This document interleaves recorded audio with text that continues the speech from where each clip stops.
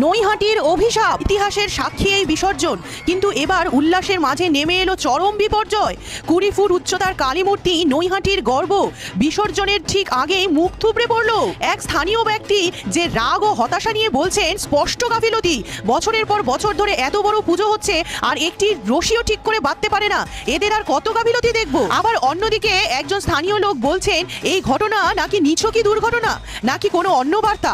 একাংশ বলছেন পূজা আজ ব্যবসায় পরিণত হয়েছে, তাই মা আর সহ্য করতে পারলেন না। একজন প্রবীণ ব্যক্তি ভয় ও বিশ্বাস নিয়ে বলছেন এ তো অভিশাপ, মা মুখ ফিরিয়ে নিলেন, টাকার লোভ এই নৈহাটির জন্য একটা দুঃসংবাদ অপেক্ষা করছে। এ তো অলৌকিক ঘটনা, এ শুধুই অলৌকিকতা। দুর্ঘটনার কারণ যাই হোক, 20 ফুট উঁচু কালী প্রতিমার এমন পতন নৈহাটির ইতিহাসে এক কালো অধ্যায়। এ কি শুধুই দুর্ঘটনা নাকি অলৌকিক কোনো সংকেত? প্রশ্ন রেখে গেল এবারের কালী পুজো। উত্তেজনা চরমে আর উত্তরের খোঁজে নৈহাটিবাসী।